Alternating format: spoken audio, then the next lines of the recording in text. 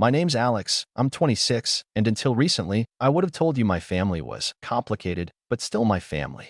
You know the kind, lots of noise, lots of opinions, but mostly well-meaning. Or at least, that's what I used to think. This story is about the moment I stopped making excuses for them, and the revenge I didn't plan, but absolutely don't regret. It started on a Tuesday. My birthday was coming up at the end of the week, and I hadn't planned anything big. Honestly, I wasn't in the mood. I'd been laid off 2 months prior, still job hunting, and the weight of trying to pretend everything was fine was starting to wear me down.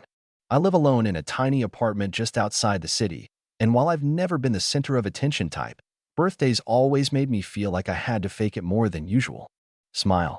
Pretend I was grateful for cheap cards with not-so-subtle digs about finding direction. Nod along as someone, usually my mom or my sister Ashley, made a comment about how maybe this will be the year Alex finally figures it out. Still, when my cousin Jenna texted me Friday morning saying the family had made dinner plans just for me, I thought maybe, just maybe, it would be different this time. Jenna was one of the few people in my family I actually liked. She'd moved out young, worked her way through school, and didn't care about all the passive-aggressive dynamics that brewed between everyone else.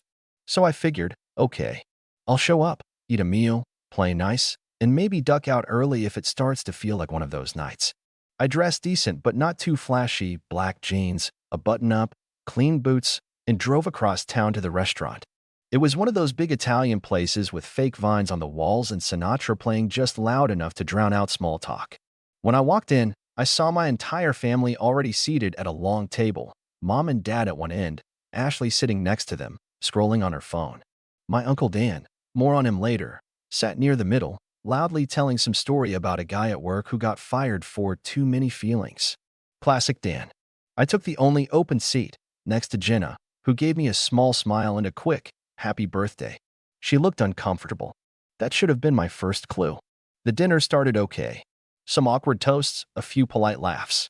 My mom complimented my shirt in that way she always does. Oh, that's nice. You finally found something that fits you right. Ashley kept throwing glances at her phone, like she was waiting for something. Or someone. I tried not to read into it. When the food came, conversation turned toward what everyone was doing lately. Jenna had gotten a promotion. Everyone clapped. My younger cousin Tyler was going to college. Big applause. Then Mom turned to me and asked, "So, any luck with interviews?"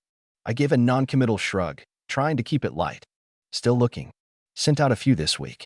Had a phone screen yesterday." "Maybe you're being too picky," she said, already chewing her lasagna. "A job's a job. At your age, you can't really afford to wait for the perfect one." Ashley snorted into her glass. Dad cleared his throat, but didn't say anything. I felt my cheeks flush. I wasn't looking for a perfect job. I was trying to find something that wouldn't crush my soul 5 days a week. Uncle Dan chimed in. "You know, when I was your age, I worked double shifts and didn't complain. There's no shame in hard work, Alex." He always said my name like it tasted sour. "You're not above it." "I never said I was," I muttered. Ashley leaned over with that syrupy voice she uses when she wants to sound sweet but means the opposite. "We just want you to stop floundering. It's hard to watch." Jenna gave my knee a quick squeeze under the table. I forced a smile. "Thanks for the support, guys." It was then that the waiter came out with the cake. A big sheet cake with white frosting, blue piping, and a single candle. Everyone started singing. I was trying to let it be a moment. Just a simple birthday song. Nothing dramatic. I blew out the candle. Then I saw the writing on the cake. Oops, still a disappointment. It wasn't even subtle. My name wasn't on it. Just those 5 words. In pink icing. For a second, I genuinely thought I misread it. I blinked, stared, then looked up. Everyone was laughing. Ashley practically choked on her drink. "It was just a joke," she said, between giggles. "Come on, don't be so sensitive." Uncle Dan slapped the table. "Best cake ever. You gotta admit, that's funny." I didn't say anything. I just stared at it. My own birthday cake. A punchline. I looked at Mom. She had that tight little smile she gets when she thinks someone is overreacting. "It's meant to be lighthearted, honey. We all love you. It's just humor. Love. Right?" I stood up slowly, picked up my bag, and looped it over my shoulder. Jenna looked up at me. "Alex," she whispered, "don't let them get to you."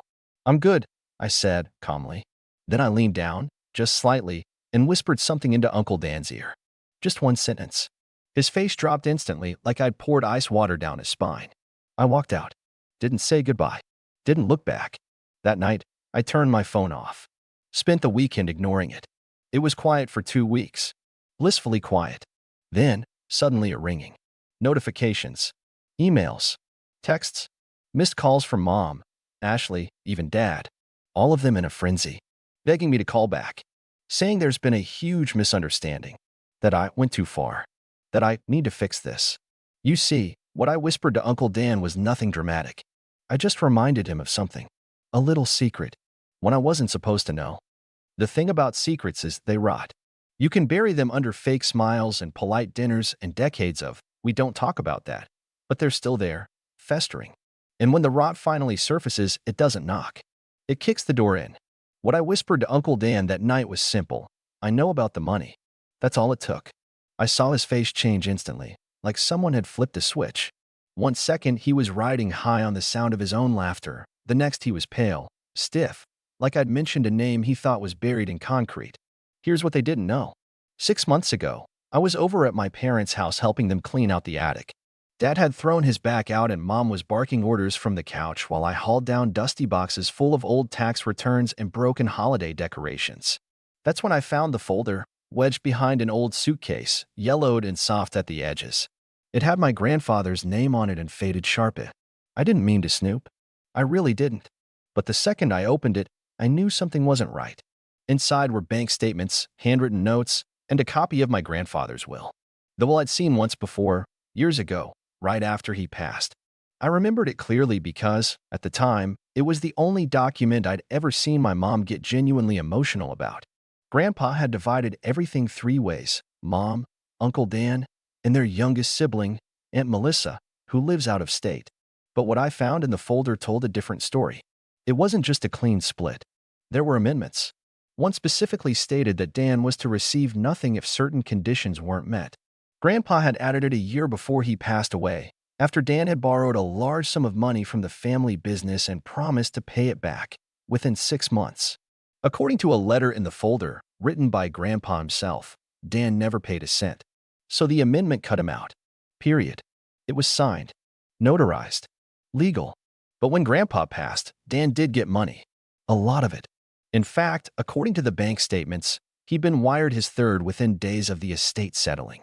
I'd stared at the documents for over an hour in that attic, trying to piece it all together. I didn't say anything to my parents. Not yet. I wasn't even sure they knew. But I took pictures of everything. Every page. Every note. And I waited. Now, if you're wondering why I kept that to myself for so long, the answer is simple. I didn't think it was my fight. I wasn't part of the will. I wasn't owed anything. It was old family business, and I figured if Mom or Melissa ever dug it up again, they could deal with it. But then they gave me that cake. The smug laughs. The condescension. The years of being their emotional punching bag brushed off as jokes or tough love. I realized something in that moment. They didn't just look down on me. They needed me to stay beneath them. As long as I was the disappointment, they didn't have to look at their own garbage. So I whispered those 5 words to Uncle Dan, walked out, and let the rot do its thing. When the phone calls started coming in, I ignored the first few. Then one night, curiosity got the better of me. I picked up when Mom called. "Alex," she said, breathless. "Why would you say something like that to Dan? What's going on?" I stayed quiet for a second, then said, "I didn't say anything untrue." "You're confused," she snapped. "You don't know what you're talking about. Dan has always been generous with this family." I laughed, actually laughed. Sure, generous with Grandpa's money, maybe. There was a pause, long enough to make me wonder if she was going to deny it. But instead, she said something I didn't expect. "You don't understand what that money meant to him." That told me everything. They knew. At least, she did. Maybe not all the details. Maybe she'd been told a half-truth, or maybe she helped cover it up. But her tone wasn't shocked, it was tired. Defensive. Like this was an old wound that had never healed properly. I hung up. A few days later, I got a call from Aunt Melissa. She never calls. Not for birthdays. Not for holidays. But now she was calling me at 10 at night, leaving a voicemail that started with, "I heard from Jenna that you said something at the birthday dinner. Is it true? Please call me." Jenna, bless her, must have told her everything. So I called Melissa back. Told her about the folder, the documents, the amendment, the payments. I even emailed her the photos I'd taken. She went quiet for a long time. Then she said, I knew something didn't add up. When the estate was settled, Dan suddenly bought that lake house. But Mom told me it was part of Grandpa's gift. She said I wasn't supposed to question it. You know what she did next? She called a lawyer. That's when the real panic started. Because Dan didn't just bend the rules, he likely forged documents to override a legal will. If proven, it wouldn't just mean he had to pay the money back. It could mean fraud charges. And if anyone else had known and helped cover it up, well, let's just say people started losing sleep. I wasn't trying to burn the house down. But once the match was lit, I wasn't going to blow it out either. The messages from Ashley shifted from mocking to begging. You need to fix this. This has gone too far. Do you really want to tear this family apart? And then finally, you've always been jealous of him. Jealous. Right. Because nothing screams jealousy like being humiliated at your own birthday dinner and walking out with the last bit of dignity you've got left. At this point, Jenna texted me just one sentence. You might want to check Facebook. So I did. That's where I saw the post. A long, melodramatic screed from Uncle Dan, whining about entitled younger relatives who don't understand how business works and are trying to ruin good people's lives for attention. No names mentioned, of course. But the comments were a dumpster fire. Some distant relatives were backing him up. Others, mostly friends of Aunt Melissa and people who'd known Grandpa, were asking questions. That's when I knew the tide had turned. Because for the first time, it wasn't just me being painted as the black sheep. The story was cracking open. The roles were shifting. And they were finally afraid. And that was just the beginning. After Dan's vague Facebook post, the family group chat exploded. I hadn't checked it in months, muted it ages ago, but curiosity got the best of me. There were over 120 unread messages. Most were from Ashley and my mom, spinning the narrative hard. We've always tried to support Alex. This is all a misunderstanding. He's confused. We just want to protect Grandpa's legacy. Protect it? Please. They'd shredded his legacy the minute they let Dan cash a check that wasn't his. What stunned me, though, were the responses. My cousin Leah, Melissa's daughter, who'd always been quiet at family events, was furious. She posted screenshots of the amendment I'd sent to Melissa. This is clearly fraud, she wrote. If you're more mad at Alex for exposing it than at the person who did it, you're part of the problem. Jenna backed her up. So did Tyler, believe it or not. People were picking sides, and for once, mine wasn't the empty corner. But the real hammer came from Melissa. She posted one sentence. My lawyer will be in touch with all parties involved in the estate handling.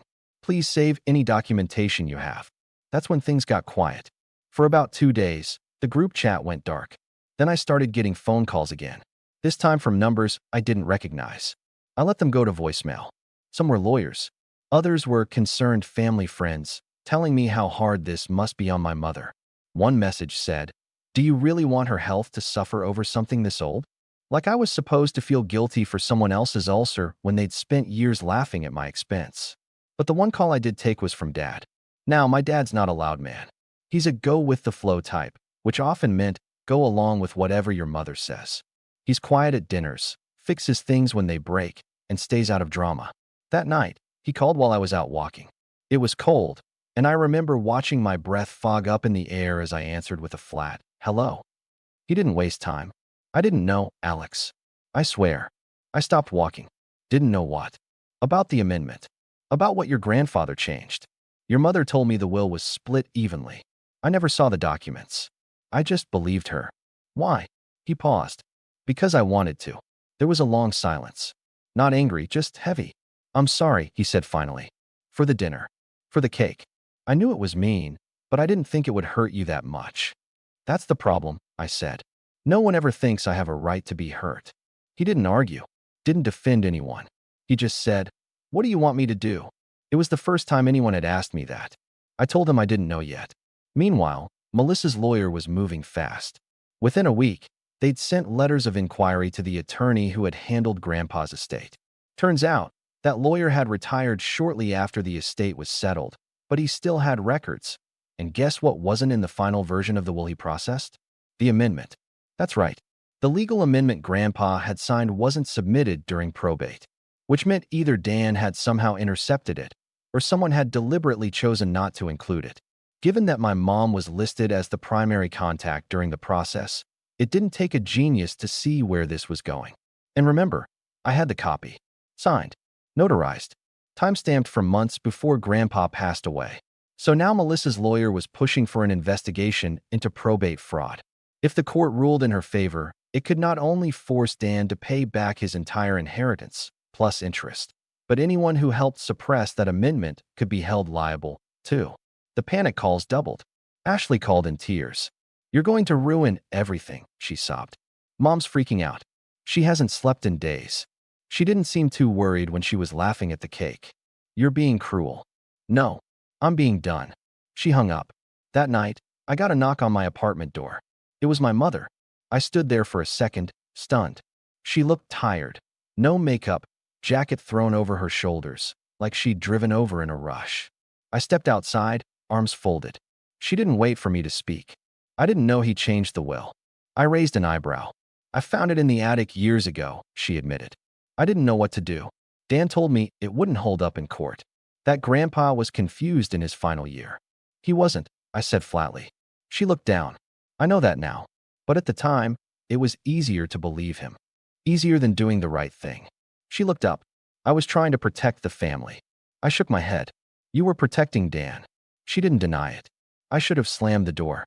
I should have walked back inside. But part of me still needed to understand. So I asked, "Why did you even invite me to that dinner?" Her eyes welled up, and for a second, I thought she might say something honest. But all she said was, "Because I thought it would be good for you. A reminder of what you have." That was the moment I realized we weren't speaking the same language. What I had was a family that only valued me when I played the role they wrote for me. When I sat quietly at the bottom of the ladder so they could look down and feel taller. Not anymore. I didn't let her in. I didn't hug her goodbye. I just said, "Tell your lawyer to call Melissa's." Then I shut the door. That weekend, Jenna invited me over for coffee. No drama, just coffee. She told me Melissa's lawyer had enough evidence to file. The process might take months, maybe even longer, but it was happening. And Dan, word was, he was already talking to someone about asset protection, trying to hide money. He'd lawyered up fast. But here's the thing about hiding money after you've committed fraud. The courts don't like it. And if they trace any part of that inheritance to others, say, joint accounts or gifts, they might go after them too. And guess whose names were on the wire transfer paperwork from Grandpa's estate? Yup, Dan and my mom. It took 8 months.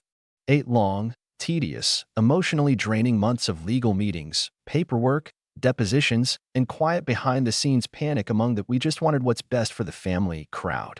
But justice, it turns out, doesn't care about fake smiles or family loyalty. It cares about receipts. And I had those in spades. Melissa's lawyer came through like a wrecking ball in his suit. The will amendment, my photos, the notarized documents, and even testimony from Grandpa's old lawyer, who confirmed that the amendment had been delivered before probate, painted a very clear picture. Someone removed that document before the will went through court.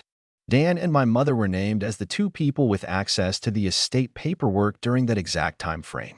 There were emails between them discussing the inheritance, casually referencing splitting it 3 ways as agreed, even after the amendment was signed. The court didn't even need to look that deep to see the pattern: deliberate omission with financial motive. Classic textbook fraud. And then came the real kicker. Uncle Dan had not only taken his third of the inheritance, but he'd also quietly loaned my mom $30,000 from it a few weeks after the estate closed. Probably as a thank you for looking the other way. Melissa's legal team didn't miss that. Neither did the court. Dan tried to settle. Melissa refused.